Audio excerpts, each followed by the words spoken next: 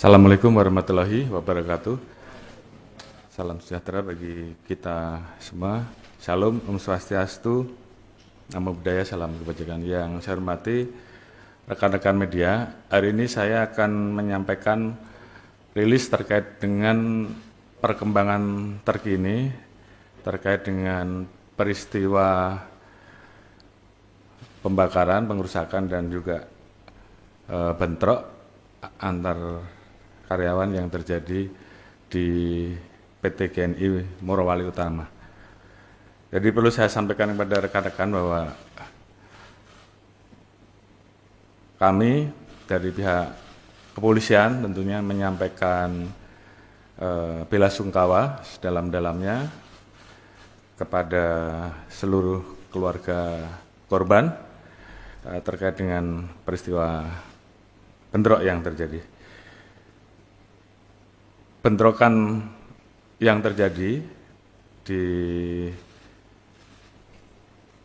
perusahaan smelter GNI ini dipicu karena adanya provokasi yang muncul karena ada ajakan mogok kerja dan ada beberapa peristiwa yang terkait dengan masalah industrial yang saat itu sedang dirundingkan.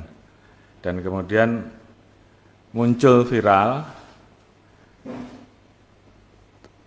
seolah-olah telah terjadi pemukulan oleh TKA terhadap TKI. Sehingga inilah yang kemudian memunculkan pengaruh, provokasi, dan kemudian mengakibatkan terjadinya penyerangan. Saat ini kegiatan terkait dengan peristiwa tersebut sudah bisa diatasi oleh kepolisian. Beberapa pelaku pengerusakan saat ini sudah diamankan, kurang lebih ada 71 yang telah diamankan dan 17 orang saat ini sudah ditetapkan sebagai tersangka. Dan saat ini personil pengamanan baik dari TNI dan Polri sampai dengan saat ini telah diturunkan kurang lebih 548 orang dan akan kita tambah lagi dengan 2 SSK Brimob dari pusat. Berdasarkan info terakhir bahwa perusahaan smelter GNI akan memulai kegiatan operasionalnya kembali besok pagi.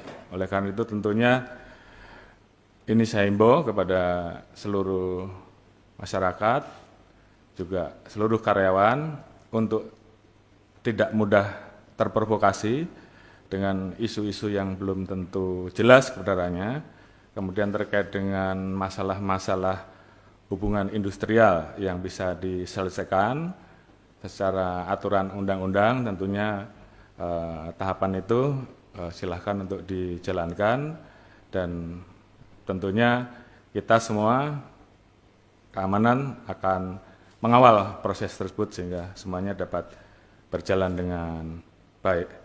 Dan tentunya kepolisian akan menindak tegas terhadap pelaku-pelaku pengerusakan, terhadap pelaku-pelaku anarkis, sehingga ke depan kita harapkan hal-hal seperti ini tidak terulang kembali dan tentunya kepolisian bersama-sama dengan rekan-rekan dari TNI siap untuk menjaga, mengawal dan mengamankan program-program yang menjadi kebijakan pemerintah, termasuk di dalamnya adalah program yang terkait dengan investasi. Saya kira itu yang bisa saya sampaikan. Dan terima kasih atas perhatian dari rekan-rekan dan tentunya Polri di backup oleh TNI siap untuk mengawalkan dan mengamankan agar situasi bisa bertahan dan kondusif. Demikian, terima kasih. Assalamualaikum warahmatullahi wabarakatuh.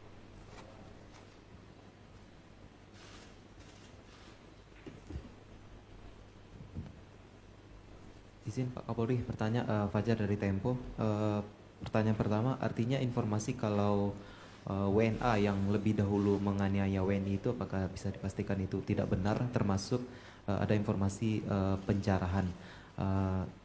Apakah penjarahan ini juga menyasar, katanya asrama putri dari karyawan itu, apakah juga menyasar asrama putri dari TKA atau dari TKI-nya gitu. Terus yang terakhir, tadi mungkin sempat bertemu dengan Presiden, kira-kira seperti apa arahan Presiden terkait dengan kasus Morwal ini? Terima kasih. Baik, terima kasih. Jadi peristiwa yang terjadi awalnya adalah ada ajakan mogok dari karyawan yang kemudian di situ menimbulkan pro dan kontra. Dan kemudian ada upaya pemaksaan sehingga kemudian disitulah ditolak dan kemudian diviralkan dan diprovokasi bahwa terjadi pemukulan dari TKA terhadap TKI. Mungkin perlu saya jelaskan kepada rekan-rekan juga bahwa di sana saat ini bekerja kurang lebih 1.300 TKA dengan kemampuan, jadi memiliki skill, dan ada 11.000 TKI yang juga bekerja di lokasi tersebut. Dan ke depan TKI akan bertambah menjadi 30.000. Jadi tentunya tugas TKA di situ selain tentunya menangani hal-hal yang memang bersifat sangat teknis, juga melakukan transfer knowledge terhadap TKI yang ada.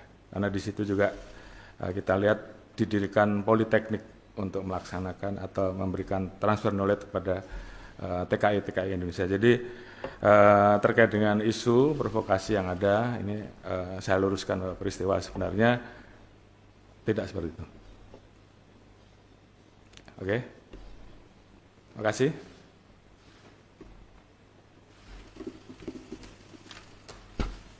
Ada lagi?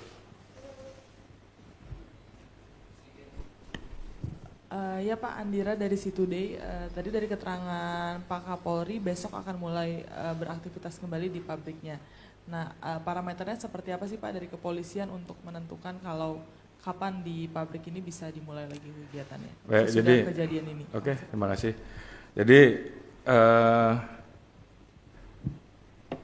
keputusan untuk beroperasi kembali ini diputuskan oleh perusahaan setelah melihat bahwa dari sisi pengamanan yang kita siapkan semuanya mendukung untuk kegiatan tersebut bisa beroperasional kembali, dan saya kira ini juga menjadi bagian dari komitmen kami untuk memastikan bahwa operasional dari perusahaan, internal dari industri tersebut bisa berjalan, dan Polri dibantu TNI siap untuk mengawal dan mengamankan. Karena ini juga tentunya berdampak kepada tenaga kerja Indonesia yang juga bekerja di situ. Dan tentunya produk dari kegiatan smelter ini tentunya kan juga memiliki nilai tambah bagi negara, khususnya dalam hal penambahan devisa terkait dengan program hilirisasi industri. Terima kasih.